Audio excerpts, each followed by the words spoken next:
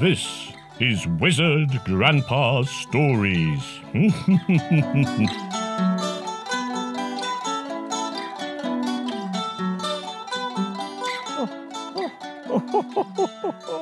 Hello there.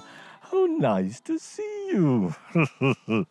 Welcome to Wizard Grandpa's Stories. Today, I'd like to tell you the story of Dick Whittington and his cat. Now, once upon a time, about 500 years ago, there lived a boy by the name of Dick Whittington. He lived in a small village in the countryside, and he was an orphan, for both his mother and his father had died. The whole village looked after him, and he grew up happily and well, being cared for by everyone who lived in the village.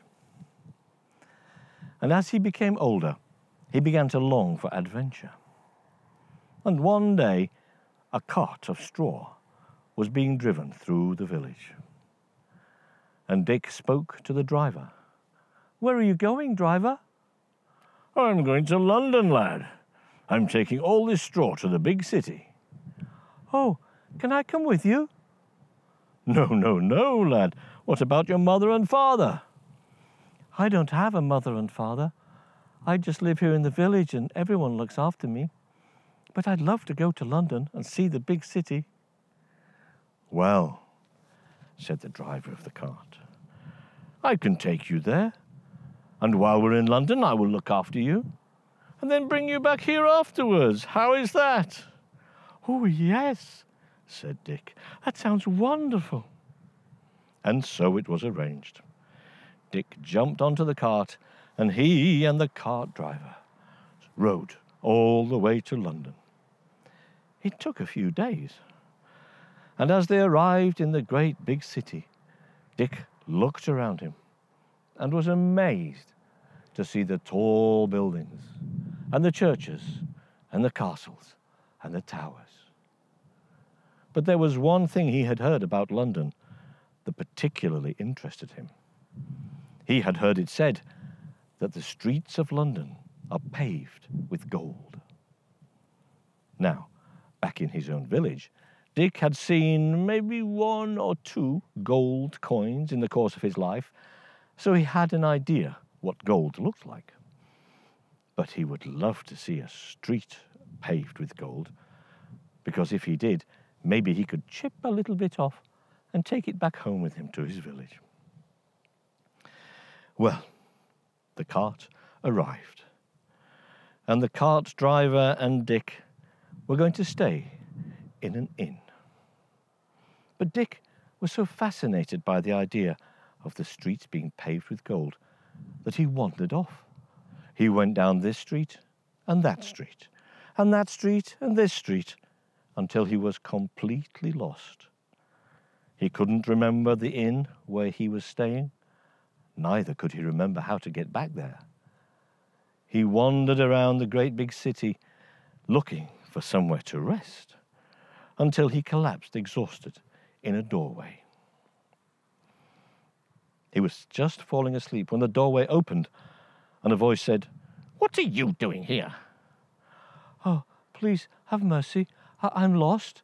I don't know where to go. I have nothing to eat or drink. Can you help me?"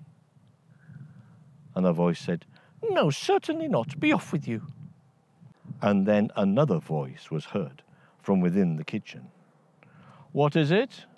Who are you talking to?" "Oh, there's just a street urchin lying on our step." The man came to see what was happening. He saw Dick lying on the path. "What's wrong with you, young man?" Sir, I am lost. I don't know how to get home. I don't know where my home is. I have nothing to eat or drink. Please have mercy on me." So the man, whose name was Mr. Fitzwarren, who owned the house and who was quite a wealthy man, took Dick into his house. And he told the cook, for that is who it was who'd been scolding Dick, he told the cook to feed him, to clothe him, and to let him sleep in the attic room. Well, Dick was so happy to have found a friendly household, although the cook was never really friendly to him. But Mr. Fitzwarren took a great interest in Dick, for Dick was a bright and intelligent, a clever child, and keen to learn anything and everything he could. So Mr. Fitzwarren showed him the ways of working in London and how to work in his own office. Mr. Fitzwarren had a daughter called Alice, and Dick liked Alice very much and hoped that one day he might be wealthy enough to marry her.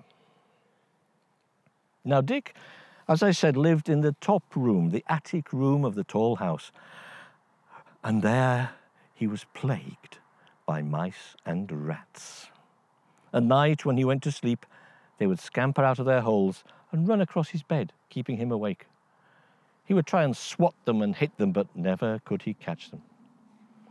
Now, one day, when Dick was out running an errand for Mr. Fitzwarren, he saw a girl in the street who was carrying a kitten, and he had an idea. He said to the girl, "How much did she want for the kitten?" And she said the kitten was not for sale. But he said he really needed a kitten, for his bedroom was overrun with mice and rats. So the girl took pity on him, and she took 3 pennies from Dick, and he took the kitten back to his room. Well, the kitten was small, but it was as fierce as a tiger. As soon as a mouse or a rat appeared, the kitten jumped at them and chased them away. And the kitten soon grew up to be a big, strong cat and was Dick's best friend. Now, it happened one day that Mr. Fitzwarren was arranging a ship to go on a journey to the Far East to make money.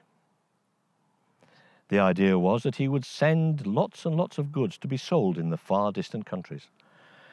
And he said to every member of his household, did they have something they would like to send to be sold and make some money for themselves? Well, everybody looked in their cupboards and their chests of drawers and under the beds and found clothes, maybe a few jewels, some books, many different things, which they gave to Mr. Fitzwarren, and he gave to the captain of the ship, which was called the Unicorn. And the captain of the ship said he would sell all of those things for as much money as he could get. But poor Dick had nothing to send. He had nothing to sell.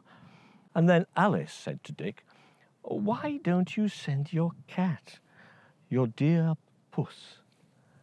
I'm sure on the ship they would be very happy to have such a good catcher of mice and rats, and maybe they can bring back some money for him." Well, Dick was very reluctant to part with his dear cat, but he spoke to Mr. Fitzwarren, and he thought it was a good idea. So Dick took his cat down to the docks. There was the great ship, the Unicorn, and the captain took on the cat gratefully, for he knew that his big ship could easily have many, many rats and mice. The day of departure came. The ship set off. It made its long journey to the Far East and then stopped in the port of the Sultan. The Sultan invited the captain up to his palace for a grand feast, for the captain was hoping to sell many of his products to the Sultan. The captain arrived in the great hall, and a wonderful feast was laid out. The Sultan and all his courtiers sat around the table. And just as they were about to eat, out of cracks and corners and holes in the walls of the palace, there came an army of rats. They jumped onto the table, gobbled up food, ran across the Sultan and all of his courtiers, paying no attention to the humans whatsoever, and stealing as much food as they could. And the people just tried to grab something to eat in between the rats, hoping there would be something left for them. The Sultan said to the captain, "I'm sorry, Captain, for this terrible behavior, but my palace is overrun with rats. There is nothing I can do." And the captain said to him, Your Highness, don't you have any cats in your country? Cats? Said the Sultan. Cats? What is a cat? Your Highness, a cat is an animal who chases rats. He eats them and kills them. It is his daily sport and pleasure. All you need to solve your problems is a cat. A cat? Said the Sultan. I would love to see such a creature. I wonder, do you have one by any chance? I do, said the captain. I have a wonderful cat. He keeps all the rats and the mice at bay on our boat. Would you like to see him? Well, yes, said the Sultan. Nothing would give me more pleasure. So the captain went down to the ship, and he picked up Dick's cat and brought him up to the palace. And as he walked into the great feasting chamber with rats running in all directions, the cat leapt out of his arms and attacked the biggest, fattest rat you can imagine. He killed it dead, stone dead. And then all the other rats scampered to safety, and the cat galloped around, chasing, biting, striking, killing as many rats as he could. Well, said the Sultan, so this is a cat. Yes, Your Highness, this is a cat, and this is what a cat does. The Sultan's wife was mightily impressed and said to the Sultan, Buy this cat from the captain. Offer him anything he wants. We desperately need this cat. So the Sultan said to the captain, How much would you like? Well, said the captain, that's not for me to say. It is for you to offer. So the Sultan said, I will buy all the goods on your ship at the price you want. In addition, I will give you 1,000 gold coins for the cat. That is a deal well done, Your Highness, said the captain. And so it was. The Sultan bought all of the goods from the ship for a good price and gave the captain 1,000 gold coins for the cat. Now, meanwhile, back in London, Dick was not very happy. He missed his cat terribly, and he began to feel very sad. So he decided he would like to leave London and find his way back home. So he set off on the highway out of London, and he walked, and he came to the very edge of the great city, and then he heard the sound of bells ringing. London has many churches and many church bells, and he heard them all ringing at the same time. And it seemed to him as though they were speaking to him.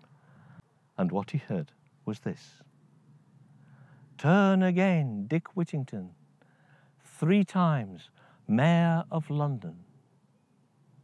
He listened again. The bells seemed to be speaking. Turn again, Dick Whittington, 3 times, Mayor of London. Turn again, Dick Whittington, 3 times, Mayor of London. Well, Dick heard the bells speaking loud and clear and was sure they were speaking to him. So he decided to turn round and go back to London. He returned to Mr. Fitzwarren's house just as the captain came there too, back from his journey.